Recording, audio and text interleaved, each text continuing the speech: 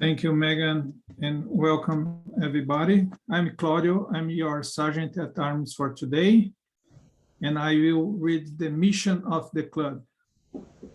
The mission of the club: we provide a supportive and positive learning experience in which members are empowered to develop communication and leadership skills, resulting in greater self-confidence and personal growth. Great. I will share our agenda in the chat. You will see all rows over there. And I would like to introduce our Toastmasters for today, Mr. Norm. Thank you, Claudio. Again, it's a pleasure and a joy to be here with you fine folks out in Napanee. And we have a number of things that we're going to do today. And as soon as Claudio gets the agenda up in the chat room, one of the first things we're going to do is say hello to everybody. Thanks for coming.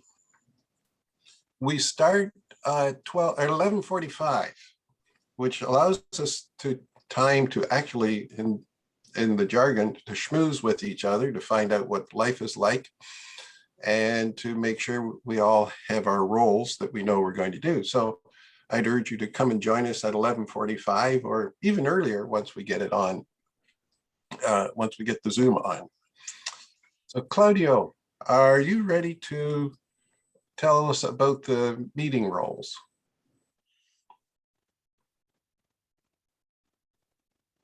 Yes, Mr. Toastmasters, I am. I will be brief here just to give you more context to everybody. During the meeting, Megan told, oh, we have these volunteers and we need some people to make the meeting happens. If we don't have these volunteers and if we don't have these roles, we cannot make a meeting happen. And I will just, Megan, could you please let me share my screen, please?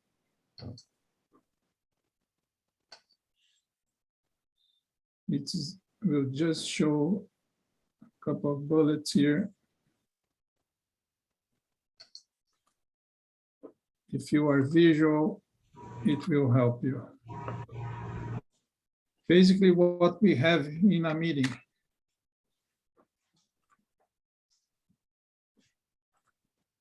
We have the Sergeant at Arms.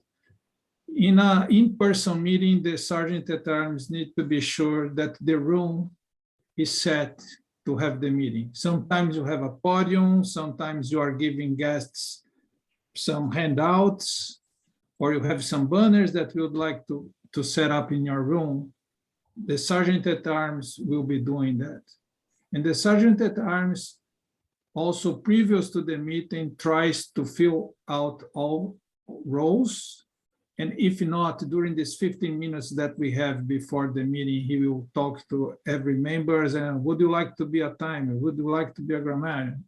And when they start the meeting, all roles are fulfilled. Another role, Toastmasters, that today is Norm, is the Maestro. We'll need to be sure that we are on time during our meeting. Sometimes he will do different activities, but always knowing that we have a 1-hour meeting. That's how we need to develop all of our activities. We have a general evaluator. The general evaluator will be evaluating the meeting as a role and will be evaluating the timer, the grammarian, and the speaker evaluators. That's the main goal for the general evaluator. We have a timer, today's phone. Need to track on time of all impromptu and prepared speech and evaluations.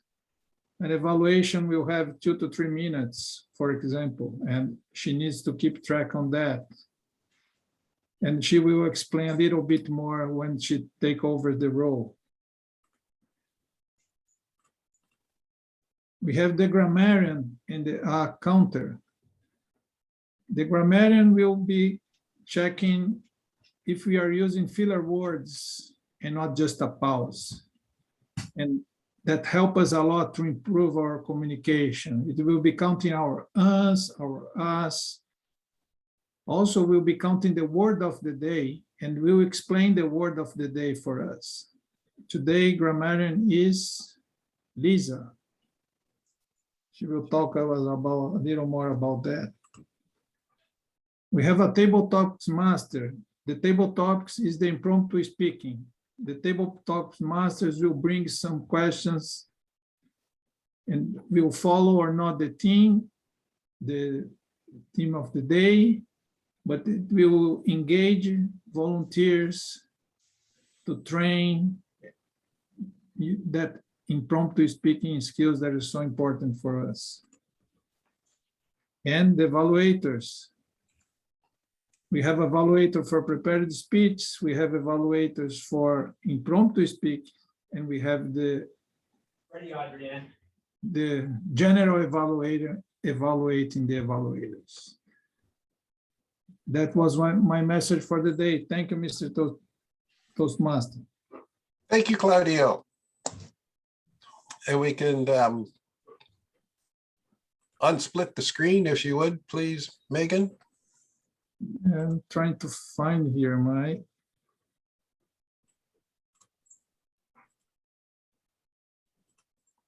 Here we go.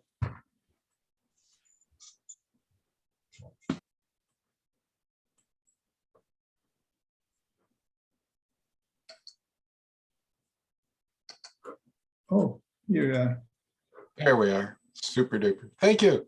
Thank you very much.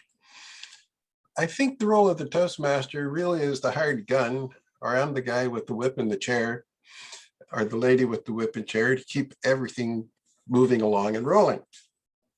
And one of the things we do frequently in Toastmasters is we help people learn, and it's called an educational moment. Well, it's actually going to be a little longer than a moment. And we're going to change it slightly because this would be counted as a prepared presentation in one of the pathways that Mary is doing. So we get an evaluator to do that. But what I'm going to do is I see that there are 3 people at the bottom of my screen, Audrey, Lisa, and Brad. So what I'd like you 3 to do is volunteer. So you can put your hand up now and volunteer. Don't be shy, I'm telling you. Lisa, thank you. Audrey? You're muted, Audrey. There we go. So normally when we give a presentation, there are 3 things that the evaluator would work on. So since Audrey is there first, what I want you to do, Audrey, is find one thing that you liked about Mary's presentation. Okay, just one really good thing. And then Lisa, I'd like you to find one thing that you think Mary could work on in the future. Can I ask how this differs from my role as the grammarian? Because I was prepared to be doing that already. Well, you see, Michelle, okay, would you prefer not to do that? Because Michelle is right there and anxious to help us here. Isn't that right, Michelle? Oh, yeah, absolutely. Okay, so we'll let you be the grammarian, Lisa, and Michelle will do the second part. Find something that would help Mary in her future presentations. Just one thing, okay? And then Brad, we need you to give us 1 or 2 sentences as an overall look at Mary's presentation. Okay, we're all set then. So it's my wonderful task next to introduce our next presenter. And our presenter is a member of the Queen's University Toastmasters Club, or it's Toastmasters at Queen's University. I'll get that right. Mary is also our area director. So that means she deserves great respect and awe. And no, okay, but she is super. And one of the things we do, if you're not familiar with it, is American Sign Language, because we can't all clap. It doesn't come across too well. So this is applause. Ladies and gentlemen, colleagues, would you please welcome with the title of Pathways Basics, Mary Wakecki. Thank you, Mary. All right, thank you so much. And thank you, Norm, for that great introduction. My job, oh wait, I can't see you guys. I want to see you. Uh-oh. Okay. How do I share and still see everybody? That would be a Claudio question. Claudio. Yeah, usually Zoom, they have its own wish. I never know exactly where if you select a specific screen to share, I think you'll get what you want. Or you just share your desktop. I can see everybody, probably you can see too.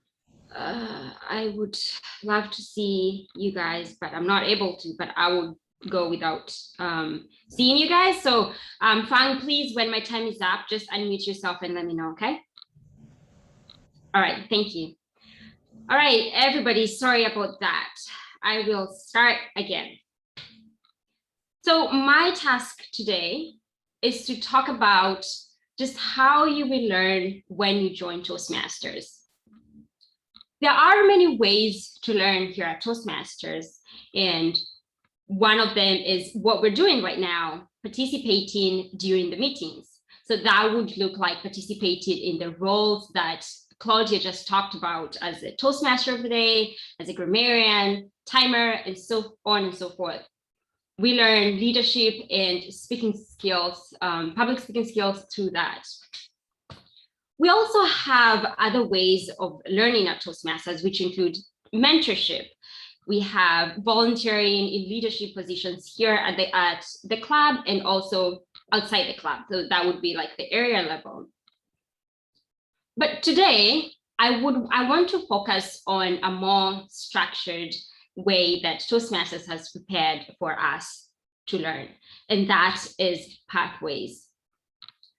So Pathways is the structured curriculum that Toastmasters has prepared to act as a guide for us as we navigate Toastmasters.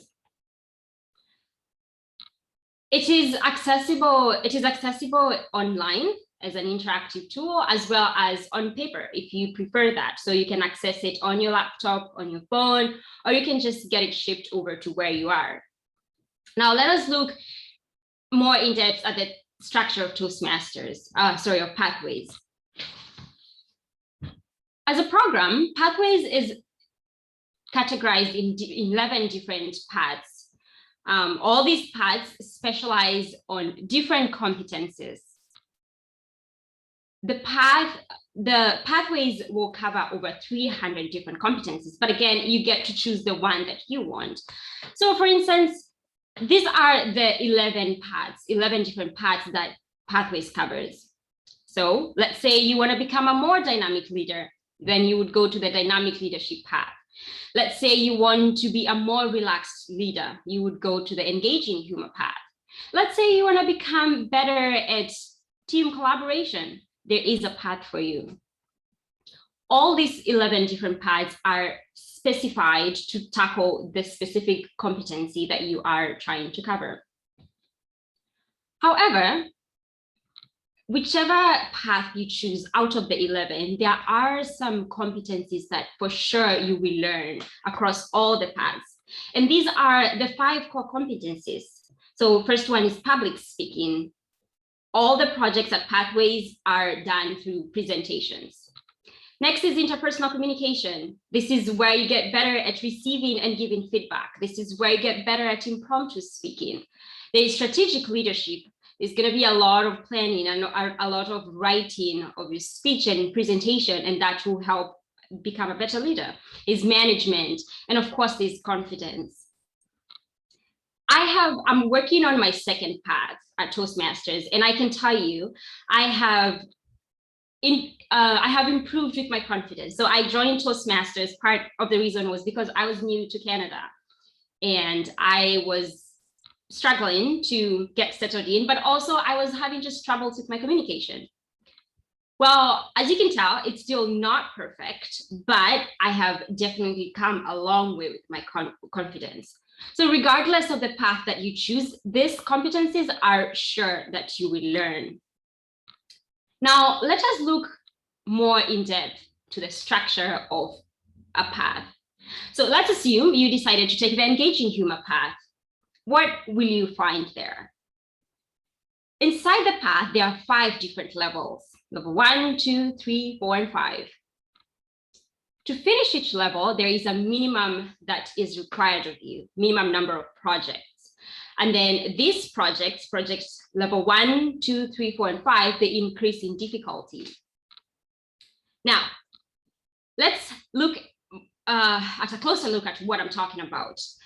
So let's assume you've taken the persuasive influence path and you're starting at level 1. At level 1, this is where you're just mastering the fundamentals.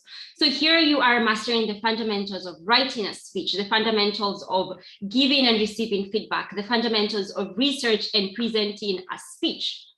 And then you get to level 2. So here you are learning more about what persuasive influence would look like, but more specifically, what kind of a leader are you? What kind of a communicator are you that influences your leadership and your influence? So level 2, you're just knowing yourself. And then level 3, here you are getting to know more about the skill. So you've known yourself. Now you start getting an introduction into how you could better that skill. In this level, in this project, for instance, the compulsory project is reaching a consensus. So here you are trained how to communicate, how to lead in a way that you will arrive at a consensus. Level 3, 4, and 5 as well, you get elective projects. These ones you get to choose the one that you feel best suits your needs. And then we get to level 4. Now you have a little bit of knowledge. Now level 4 is where you hone in on that skill that you have learned. The skill here, for example, is improvement through positive coaching. So if you want to be a persuasive influence, chances are you're going to have to be more positive and coach-like for you to arrive at a consensus. So here, there is more in-depth learning. Then you choose an elective project, and then you're done with level 4. And then you get to level 5. Now, level 5 is where you practice what you've been learning this whole time. Level 4 and 5 sometimes will require you to get outside of the club. So that would look like doing a project maybe at your place of work or just outside a volunteer organization, maybe even just at Toastmasters. For example, being an area director, it's a project that I am doing for my level 5 of the engaging humor path that I'm on.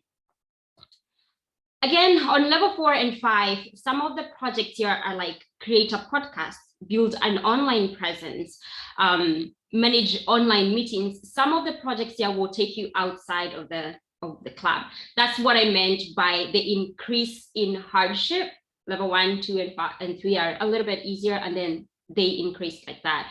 And then also level 4 and 5 often take more time to prepare and to present, because again, you might be required to get outside of the club, and there's a lot of planning that goes into that.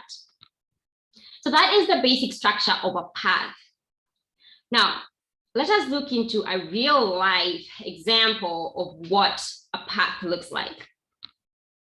This is a path that I have registered that I haven't started yet, and this is what it looks like. So you can see on the left side, it's left for me, I hope it's left for you, the different levels laid out, level 1, 2, 3, 4, and 5. When you go to level 1, you can see the level 1 is open, and you can see the different levels, projects that I need to finish. I need to do an icebreaker.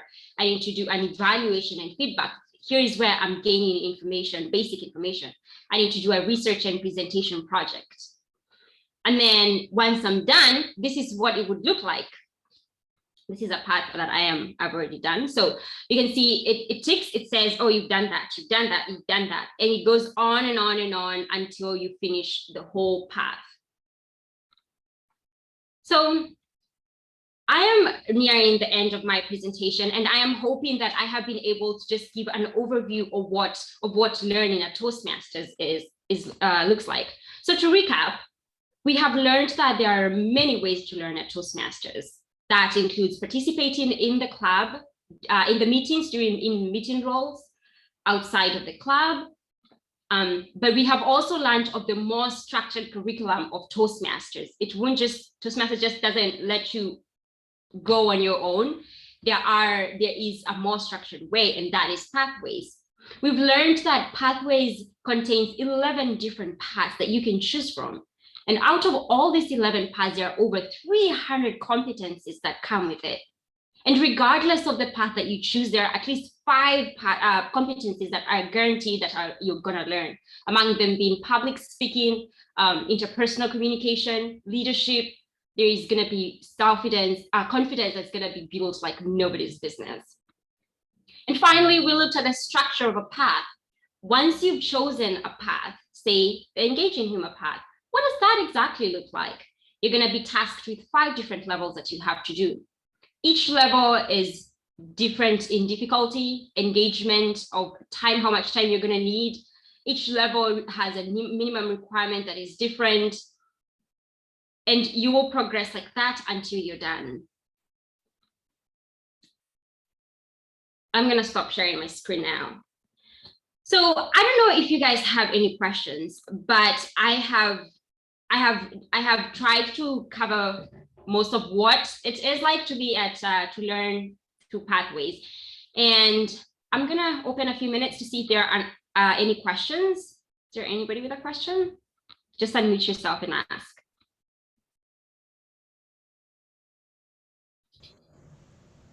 Mary, it's Megan. I have a question. Yep. If you've chosen one of the 11 and you've completed all the levels, can you continue to do a different one of the 11, and do you have to do them all? So if you have continued, if you finished one level, can you go on to the next one, and do you have to do them all, right? Correct. So yes, if you have finished one path, you can totally go to the next path. You do not have to finish them all.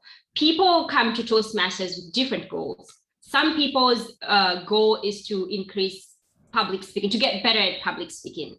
Other people's goal is to get to become a professional speaker. And so if that's their goal, they will work towards getting to the competition. Every year we have a contest, and so they'll get to that.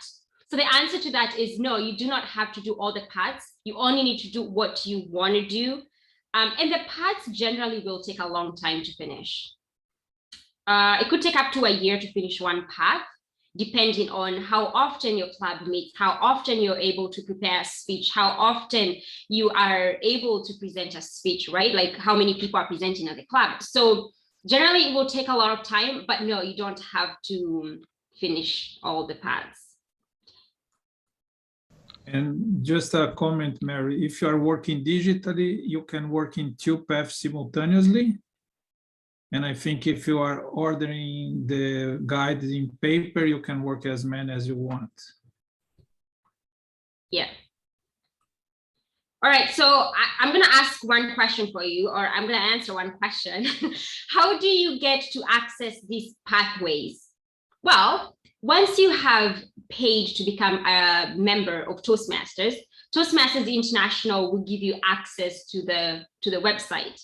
And then you'll be able to create your profile where you will have your account, where it tells you how you're progressing, where you choose your path and everything. So the first thing is to decide that you want to be a Toastmaster, and then you pay, and then that way you get access to creating a profile with Toastmasters.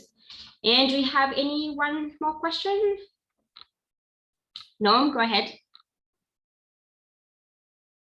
There, I have a question for you, because I have to apologize to the group after you're finished.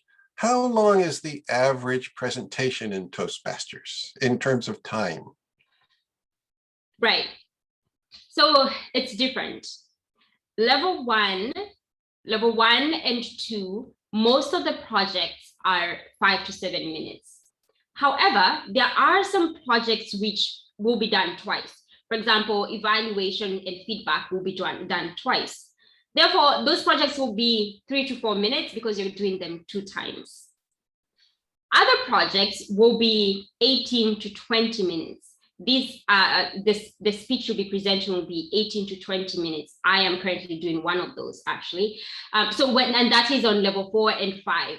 The times are different. So generally they're between 3 to 4 minutes on the short ones, and then there's 5 to 7, which is the more common one.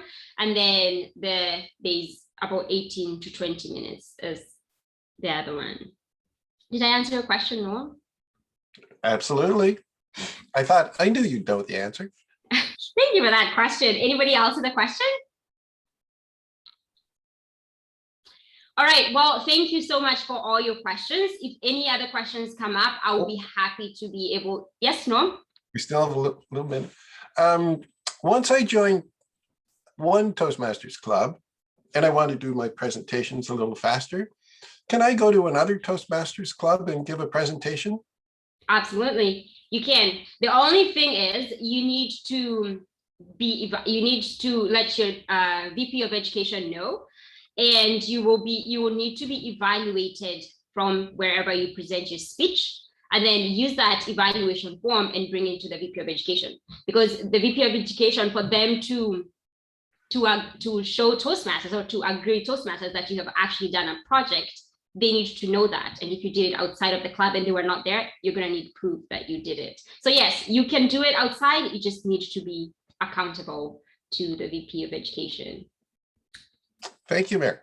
Yeah, thank you for that question. All right, so if any questions come up at any time, I would love the chance to try and answer them for you. Just send them to Megan and Megan will forward them to me, and I will be happy to answer. Thank you so much, everybody, for your time.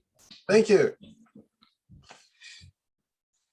Now, this is where I have to apologize to the members present and to Foon in particular, because as the Toastmaster, when I'm introducing the next speaker, I would say to, who's our timer today? Lisa. No, Fong. Foon. I would say to Foon, the next presentation is by Mary's and the timing will be 5 to 7 minutes. And I left that out in my apologies. So Foon did not have any idea how long Mary was going to go. However, I'm going to take a tense that I invented while I taught writing at St. Lawrence College. It's the political tap dance to the one side. Instead of saying I made a mistake, I will say errors were made. That gets me off the hook, sort of. Not really. Okay. So we're supposed to do table topics next, but Brianna is not with us, unfortunately. But take heed, folks. We have other. Yes, Lisa. I'm sorry, I thought that as the grammarian, you have a role and I'm supposed to introduce the word of the day and I'm supposed to be counting. Am I not supposed to be doing that today? Yeah, I forgot that too. Sorry. Okay. Okay, sorry. I've got a sheet right in front of me too. So tell us about the grammarian's role. Thank you, Mr. Toastmaster and guests. As grammarian, it is my responsibility to pay close attention to all speakers, listening carefully to their language usage. I'll take note of any improper language as well as any outstanding words, quotes, sayings, or thoughts. As grammarian, it is also my duty to introduce the word of the day. For today's meeting, the word is embolden, which means to instill with boldness or courage. An example of using the word is their success emboldened them to expand their business. Each speaker is encouraged to use the word of the day. I will give the grammarian's report when called upon during the meeting and also report on the usage of the word of the day. Thank you, Mr. Toastmaster. Thank you, Lisa.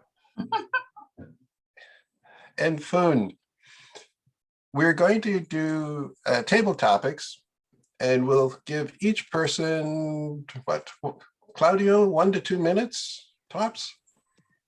Yes, sir. Okay, so Foon, Yes. When the person is speaking, they would get the green at the 1 minute mark. Okay. They would get the yellow at 1 minute and 30 seconds. Yep. And they would get the red at 2 minutes. Oh, okay. Okay. And if we really want to be hard-nosed about it, at the 2 minute mark, we can all start clapping and get rid of them off the stage, but maybe not. That's not quite good. Okay. So we don't have a table topics master, but we have count them, three experienced people here. And each of them will come up with one question for volunteers. And Megan will be one of the persons who's going to come up with a question. Mary will come up with one, and Claudio will come up with one. But they don't tell us what it is until we get a person to volunteer. So that's the surprise. So now the question is, and the Toastmaster cannot volunteer, I'll get that out up front. We need a person, a colleague, to volunteer with table topics. Who would like to go first? Don't all rush. Oh, no, Mary, you're going to come up with the question. We're looking for a volunteer. So Mary's going, you've got a question, Mary? Okay. Who would like to work with Mary? Remember, this is a personal slight against Mary if you don't put up your hand. Okay. Well, then I'll volunteer. Oh, Brad, thank you. A little applause for Brad. I'll give this a try, but I've never been part of one of these things, so one of these events. So, but I'll throw myself out there. Okay. Are you ready, Foon? Yes. Yes. Okay, Mary, what is your first table topics question? No, Foon, at the 1 minute mark, put up the green. Okay. Right. Okay. All right, before I ask the question, I'm going to say what a table topic is a little bit. So a table topic is just a random question that you'll be asked, and you're to give a very good answer, ideally in the form of a speech. So that would be opening, body, and a conclusion at the end. So you could repeat the question and then talk about the answer and then wrap it up. All right, here goes my question. Brad, what is your favorite Thanksgiving tradition?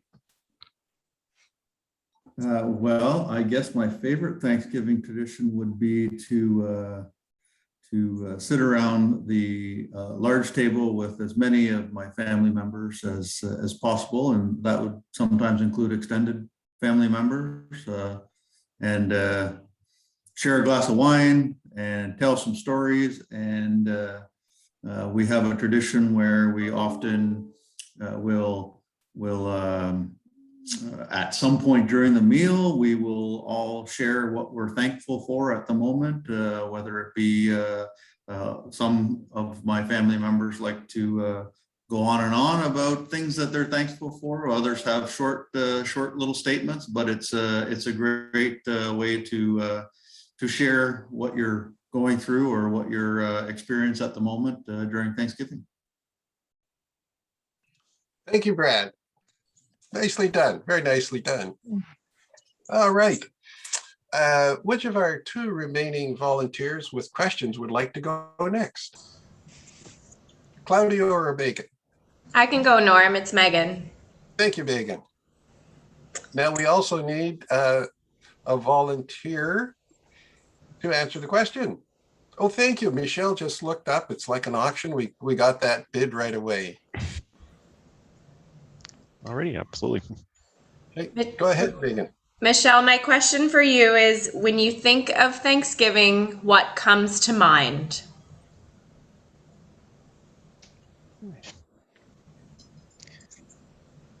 So when I think of Thanksgiving, there's a few things that come to mind. And the first, of course, is the meal. And my family and I, we always traditionally get together in Montreal. I'm originally from Ottawa. I'm currently living in Montreal, and most of my extended family is also in Montreal.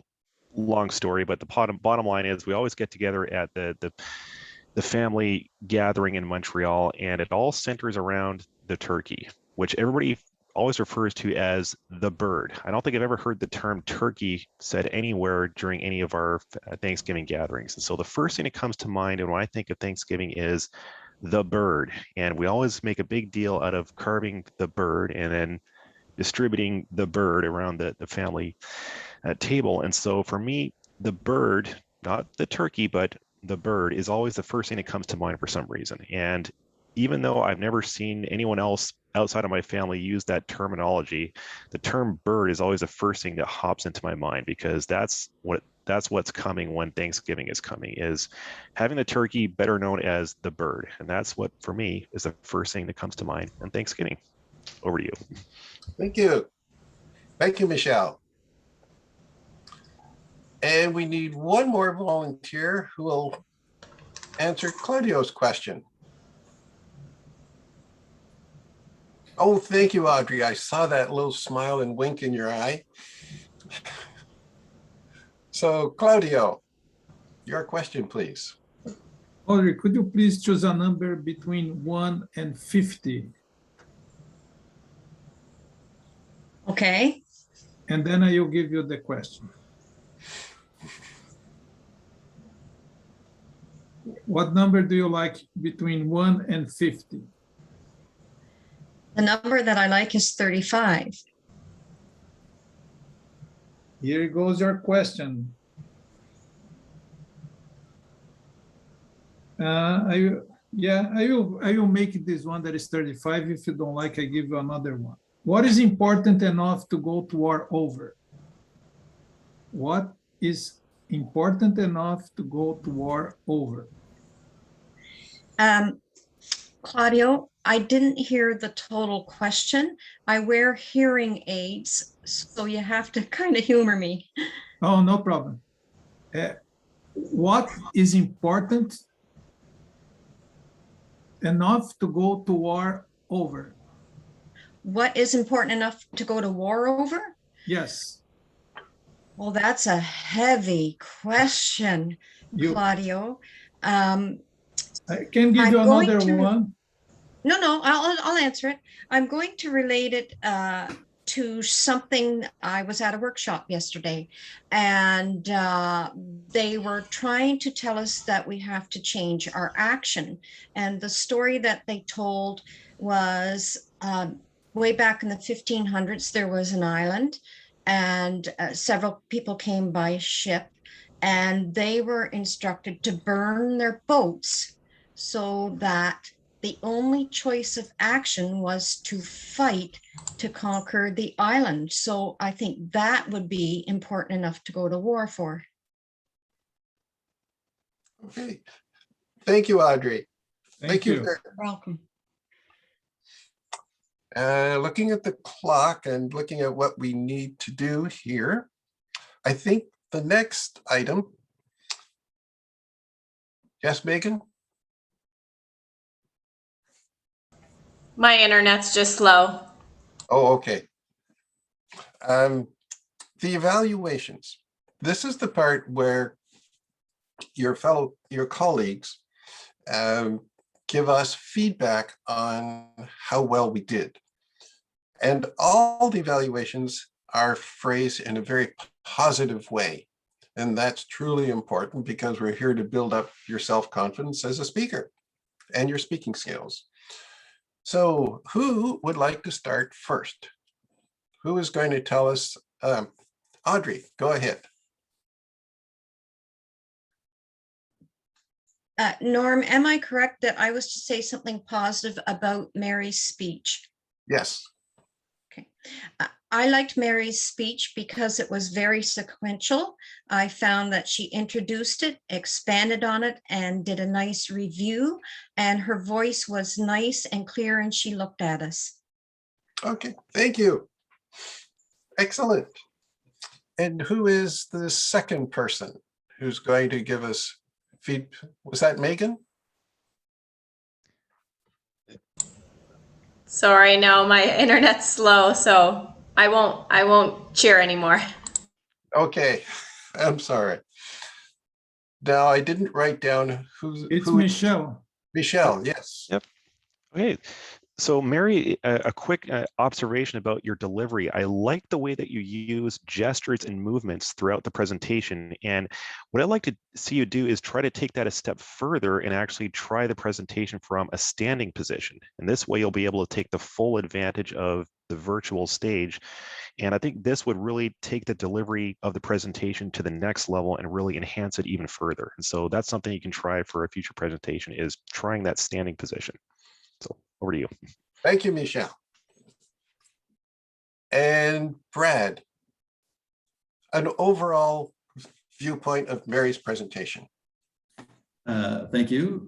Well, this has emboldened me to be part of this wonderful group here, and I appreciate the opportunity to talk about Mary's presentation. It was very informative to me because I really had no understanding of what Toastmasters was, and didn't really even understand what I was getting into. So I think that your overview of how Toastmasters works and the staging and the pathways that you explained were very well done, and it encourages me now to go on to the Toastmasters website to look at it, to possibly further maybe join I'll call it a club, join the Toastmasters, and so I think that the information that you shared was spectacular and sort of set the tone to explore it a little bit further.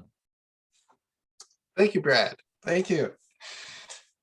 And while I'm still the Toastmasters, before you toss me out, in my years that we've had the Pathways program, I've listened to many descriptions of it and how to do it and so on and so forth. And we now have a recording of Mary's, because that's the most cogent one that I've heard in, I'm not sure how many years we've been doing Pathways. So we thank you very much, Mary. Nicely done. The next portion is, what's the next portion here? We've done table topics, we've evaluated Mary's presentation. So now we're going to hear reports. So we need the timer and the grammarian, and who would like to go first? Oh, yes, please. Okay, so for the timer, for the table topic, Brad was in for 1 minute, Michelle is 1 minute and 10 seconds, and Ari is 50 seconds. For the evaluation, Ari took just 10 seconds, Michelle is 20 seconds, and Brad is 1 minute. Okay. Thank you very much. Thank you. And Lisa, are you ready for the grammarian's report?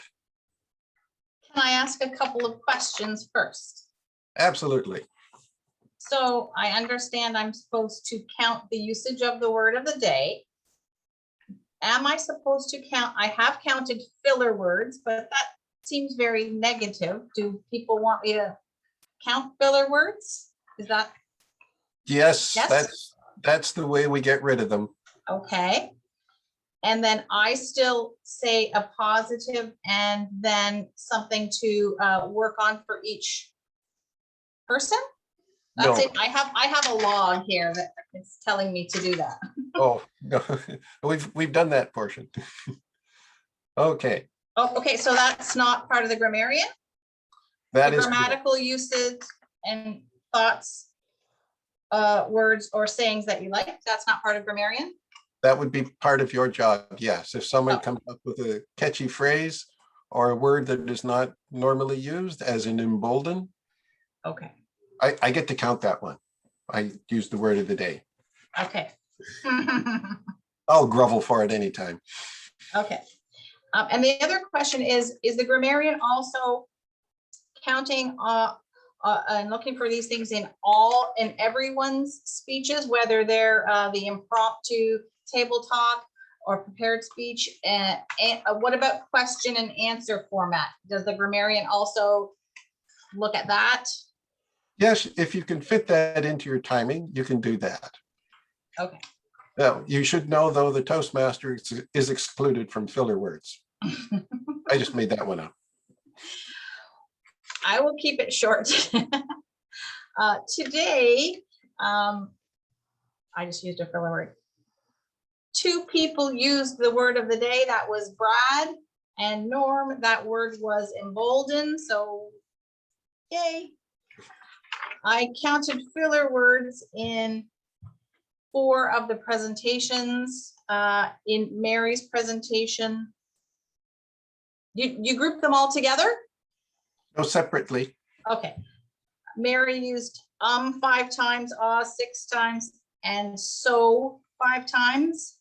I understand that so can be a joining word, but it could also be used maybe as a filler word. That's how I saw it. Brad used 3 times, well once, and 11 times. Michelle used once, and Audrey used once and 3 times. That feels terrible to do. I'm just saying. I'm using them. Grammatical suggestions. Again, this feels terrible to do. Oh, you're doing a fine job.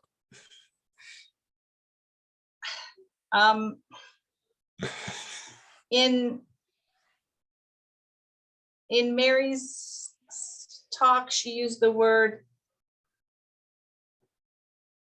sorry, my hardship, when I think that the actual word would have been more properly difficulty. And she tended to use gonna and wanna instead of going to and want to. Yes, good, good. And in Mary's talk, I really enjoyed the variation in tempo and in tone of her voice. She had a very cheerful way of presenting. In Brad's, I enjoyed his personal story. In Michelle's, I enjoyed the structure with a good conclusion, and I enjoyed Audrey's retelling of a story she had heard in an engaging manner. Is That's your report? that's my report. Excellent. Thank you, Mr. Toastmaster. Thank you. Nicely done.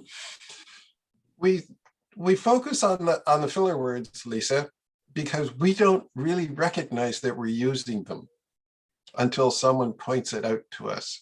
Well, I just heard myself using many, so that is true.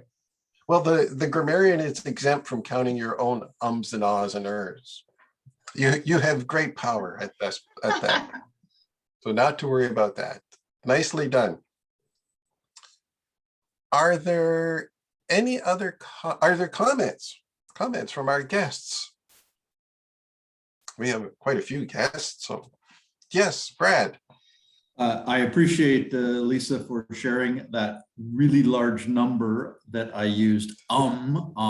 I'm embarrassed because I could only imagine when I'm addressing municipal council or my own staff that if I'm using that many times, they must be thinking, man, that guy uses a lot. So I really appreciate you pointing that out. It is something that I actually work on when I think about speaking publicly. So hearing that I'm still doing it is a problem, and I will certainly be working on it even more now.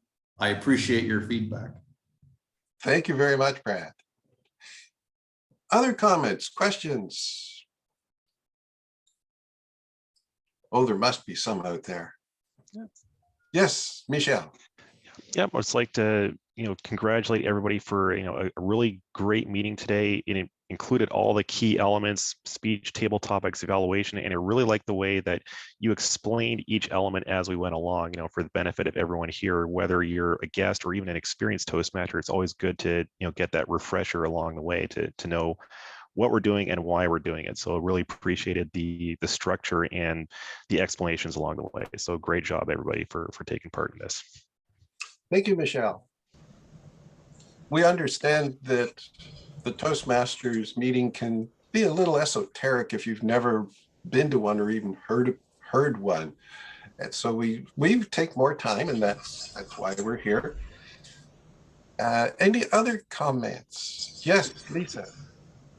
I wanted to congratulate those who spoke today. My personal discomfort at speaking is telling me that I need more of this. So I admire all of you who spoke today while I sat back and did not, and you all did a great job. So thank you. Thank you very much. Norm, I'd like to make a comment as well. Yes. Despite my internet issues, I wanted to address how supportive the environment is, and I really do see that as a bonus to coming back bi-weekly to ensure that we are all working on ourselves and continuing to meet new people and communicate in ways that we may not have thought of before. So I do appreciate that supportive environment to be able to ask questions and so on. Thank you. Thank you, Megan. It's a very supportive environment, such that this is the place to make mistakes, as opposed to out in public or when you're speaking to people. And one of the things that we do at St. Lawrence College is, if one of our members is going to give a presentation in the classroom, they can come to the Toastmasters Club, give that presentation, and it would be part of a pathway. And then they get positive feedback on how to improve your presentation, and presto, you get better marks. I was at one club, the one in Brockville, and 3 or 4 students came over from St. Lawrence University across the river. They were taking part in an economics competition, high level, in the United States, and they came second, I believe. And it was either somebody like Harvard or Stanford University that came first. So this is a high level competition. They came twice. We gave them ways that they could improve, and they did a really good job. This is what Toastmasters is all about. So now we've done guest comments. We still have some time left. Claudio, do you have any comments? Norm, I would like to comment that I shared some documents in the chat area.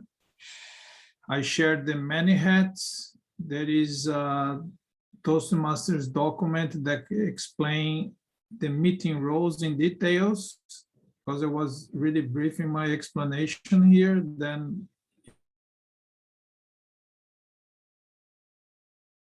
if you want, you can just download from the chat. If you have any difficulty to download this file with her too. Thank you. Thank you, Claudio.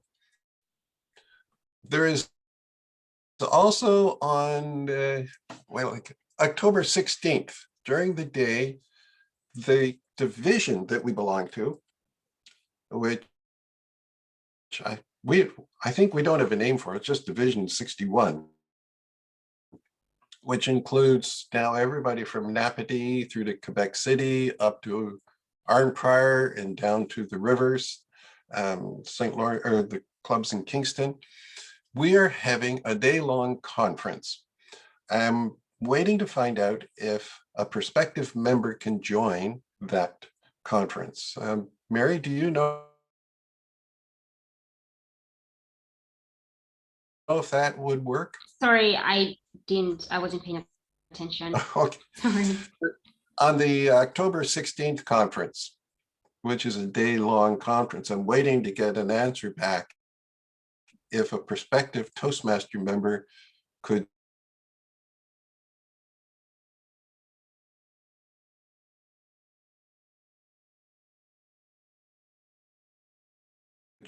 registration right now. And yeah, I believe that outside members can in fact join. I'm going to get confirmation on that, and I'll get back to you, Norm, on Thank this. you. Yeah. Now, I have also, I'll, here's another error on my part. I have overlooked Michelle. Michelle, will you tell the group what your role is in Toastmasters, other than adding to our club Yep. meeting here? Yep. So to give a bit of background, I've been in Toastmasters since 2015. I'm a member of two clubs, actually. I'm a member of a corporate club with Bombardier Aerospace, and also an advanced club called Beyond Words. And this year I'm serving as what we call the Club Growth Director for District 61, which is the district that we're in, which covers, Ottawa, Kingston, Montreal, Quebec City area. And basically my role as a Club Growth Director is to help members that are interested in building new clubs and also supporting the clubs that we have. And so, for example, I'm very interested in helping this club, along the way as you form into a new club. And so that's sort of my role today. And I'm really happy to be here with you today. Thank you, Michelle. Yep. Always a pleasure having you. Mhm. My next comment comes under the heading of selfish emollients, so to speak. On that day, sometime, and I don't know the exact date, there will be an agenda that comes out. I hope Lisa caught that off. I am giving a 40-minute presentation on quelling your fears for public speaking.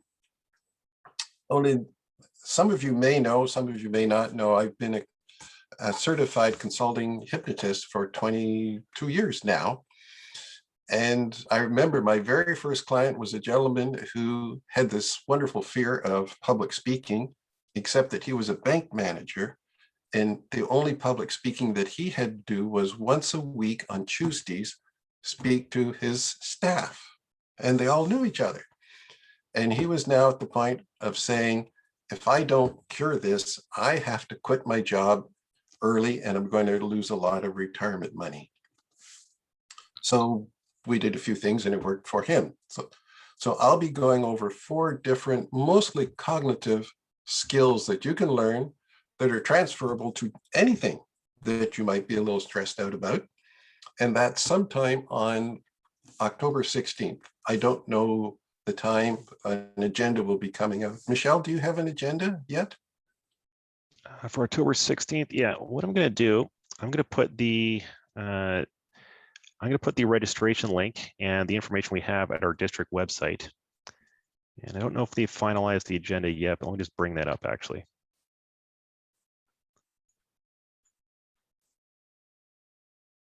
Okay, so there's no specific agenda yet, but what I will do is I'll put the information we do have. It kind of gives a little summary of what's going to be happening that day. So here's tmb61.com, Toastmaster District 61. And I'll show you the registration link as well for the event, which has a bit more detail about what's happening that day. So here's the information we have about October 16th. Thank you. Thank you very much, Michelle. You should know you do not have to stay there all day long. You can pick and choose which ones you might want to listen to. And don't be thinking that, oh, if I register, and there is no charge to register. I'm there for the day, not necessarily. Having said all that, last call for comments about Toastmasters. Norm, I just wanted to point out, I placed in the chat that it is the same Zoom link in 2 weeks' time, so that will hit October 20th. Please do come back, spread the word. You do not have to be a member of the Chamber of Commerce to participate. Employers, employees, anyone who would like to come, please pass along the link. And thank you everyone for today's call and all those who participated and ran the event. Thank you, Megan. And thank you all for coming. We're going to close the Zoom meeting down now. If you have any other questions, you can come through Megan and we'd be delighted to answer them at any time. Bye-bye. Thanks, everyone. Bye-bye. Thank Thank you, you. Norm.